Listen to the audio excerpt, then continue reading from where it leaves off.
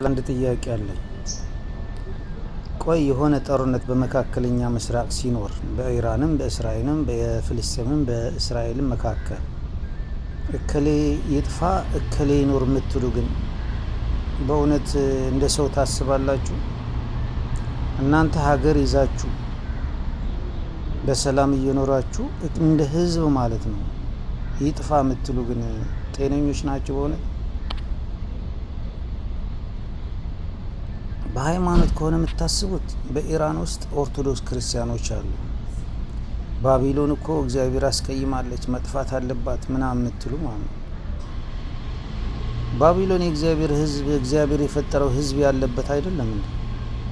እግዚአብሔርስ መቼ ከለከላቸው? ፀሐዩ፣ ዝናቡ፣ አየሩ እያኖራቸው አይደለም? ሌሎቻችሁስ በእስራኤል ውስጥ ብዙ ሙስሊሞች አሉ አይደል እንዴ? ስለዚህ እስራኤል እንደ ሀገር መጥፋት አለበት ምትሉ ማለት ነው። ሌሎቻችሁ ደግሞ ባቢሎን መጥፋት አለበት፣ ፍልስጤም መጥፋት አለበት። በፍልስጤምም በእስራኤልም በኢራንም ክርስቲያኖች አሉ ብዙ። በሁሉም ስፍራ ሙስሊሞችም አሉ ብዙ። ስለዚህ ማንም ሰው በልቡ እከሌ ይጥፋ እከሌ ይኑር ብሎ ከፈረደ ፈራጅ ነው የሚሆነው። ስለዚህ ነፍሰ ገዳይ ነው። እግዚአብሔር ደግሞ ነፍሰ ገዳይ ይበቀላል፣ ይፈርድበታል። ስለዚህ እባካችሁ ወደ ልባችሁ ተመለሱ። ሰሞኑ ስመለከት እንዴ እስራኤል መጥፋት አለበት፣ ድምጥ ማጡ ጥፋት፣ አንዱ ደግሞ ባቢሎን መጥፋት አለበት፣ ኢራን መጥፋት አለበት አይባልም። ማንም ሰው በሰላም መኖር እንደሚፈልግ አንተም አንቺም እንደምትፈልግ ሁላችን በሰላም መኖር እንደምንፈልግ ሰዎች በየትኛውም እምነት ይኑሩ በየትኛውም ስፍራ ይኑሩ እንዳንተ ሰው ናቸው፣ እንዳንቺ ሰው ናቸው። በሰላም መኖር ነው የሚፈልጉት።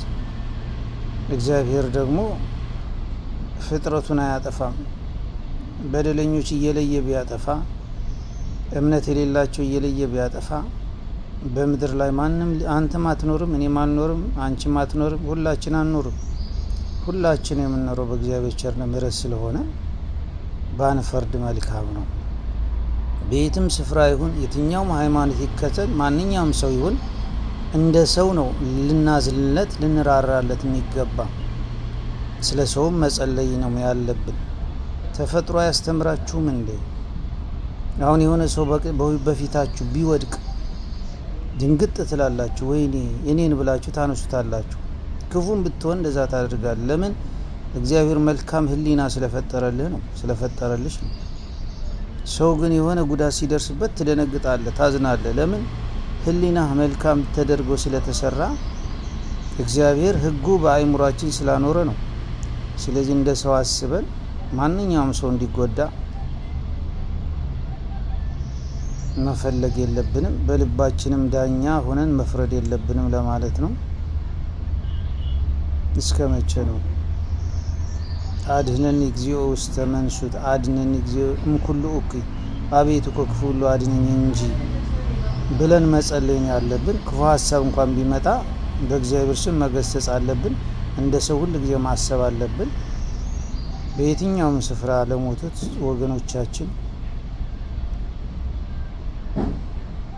ነፍሳቸው በገነት ያኑርልን። በየትኛውም ስፍራ በየትኛውም ሃይማኖት ይሁኑ ለሁሉም ሰው ለሰው ዘር ሁሉ የትኛውም ሃይማኖት ይከተል የትኛው እምነት ይኑረው በየትኛውም ስፍራ ይኑር ሰላም ይስጥልን። ቸርነቱ ምሕረቱ ለሰው ልጆች ሁሉ ይሁን።